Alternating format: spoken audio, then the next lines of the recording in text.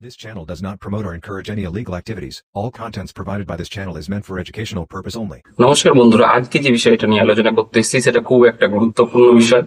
আশা করি ভিডিওটা শেষ পর্যন্ত দেখবেন এবং চ্যানেলটাকে সাবস্ক্রাইব করবেন। তো দেখুন, আপনি যদি প্রতারিত হন বা আপনি যদি সাইবার ফ্রডের শিকার হন তাহলে আপনি কি করবেন, আজকে এটাই part by part, step by step আপনাদেরকে বুঝিয়ে বলব। ধরুন আপনি আজকে কি করেছেন, কারো কথা শুনে বা কোনো ফোন কল অথবা কোনো লোভ অথবা ভয়ে কাউকে টাকা দিয়ে ফেলেছেন। তো টাকা দিয়ে ফেলার পরে আপনি বুঝতে পারলেন কিছুক্ষণ পরে যে আপনি প্রতারিত হয়েছেন। তো প্রতারিত হলে আপনি কি কি করবেন, আপনার করণীয় কি কি? প্রতারিত হওয়ার সাথে যখনই আপনি বুঝতে পারবেন যে দেখুন, যেই সমস্ত কলগুলো আসার পরে আমরা বুঝতে পারতে একটু টাইম লাগে, তো যাই হোক যতটাই টাইম লাগুক, যত কম টাইম লাগবে তত টাকা ফেরত পাওয়ার সম্ভাবনা বেশি। সাইবার ফ্রড হয়ে যাওয়ার 1 ঘন্টাটা হচ্ছে খুব খুব ইম্পর্টেন্ট টাইম। এই টাইমের মধ্যে রিপোর্ট করতে পারলে খুব ভালো। তো রিপোর্ট আপনি কোথায় করবেন, কমপ্লেন আপনি কোথায় করবেন? কমপ্লেন আপনি করতে পারবেন 1930-তে কল করুন। ওখানে কল করলে বাংলায় আপনাকে সাহায্য করবে, বাংলায় কথা বলবে, ওরা ভয়ের কোনো ব্যাপার নেই। ফ্রি হয়ে কথাবার্তা বলুন, ওনারা গাইড করবেন। এখন 2-3 বার 4 বার কল করেও যদি পাচ্ছেন না, কোনো কারণে যদি মিস হয়ে যায়, তো সেক্ষেত্রে আপনি কি করবেন? সেক্ষেত্রে আপনি আপনার যদি কাছে পিসি অথবা ল্যাপটপ, মোবাইল দিয়ে একটু কঠিন হবে, তো যাই হোক যদি থাকে, তো মোবাইল তো আছেই, তো চেষ্টা করবেন, একটু কঠিন হবে, যদি না হয় একটু কষ্ট করে যে কোনো কম্পিউটার সেন্টারে চলে যাবেন, গুগলে গিয়ে লিখবেন national cyber crime reporting portal. ওখানে যেই ওটা লিখবেন, লেখার পরে সিটিজেন লগ ইন বলে একটা অপশন আছে, সিটিজেন সার্ভিস বলে একটা অপশন আছে। তো সিটিজেন সার্ভিসে আপনি ক্লিক করুন। ওখানে গিয়ে আপনার একটা অ্যাকাউন্ট ক্রিয়েট করে আপনাকে কিছু ডিটেলস দিতে হবে। তো 1930 ক্ষেত্রেও যে ডিটেলস দিতে হবে, ওই পোর্টালে করলেও একই ডিটেলস দিতে হবে, দুটোই একই।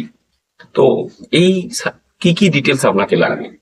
আপনার নিজের ব্যাংক অ্যাকাউন্ট ডিটেলস লাগবে, আর লাগবে হচ্ছে ট্রানজাকশন আইডি।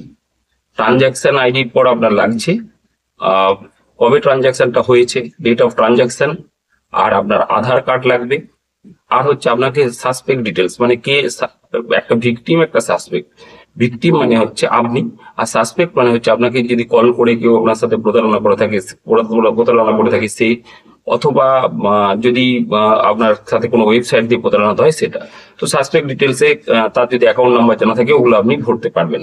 ওগুলো যদি ডিটেলস থাকে ওগুলো কাছে রাখবেন, ওগুলো দিয়ে আপনি একটা কমপ্লেন রেজিস্টার করে দেবেন। তো কমপ্লেন রেজিস্টার করে দেওয়ার পর যদি 1 ঘন্টার মধ্যে কমপ্লেন রেজিস্টার করতে পারেন, বিশ্বাস করুন ম্যাক্সিমাম অ্যামাউন্টটাই আপনি ফেরত পেয়ে যাবেন।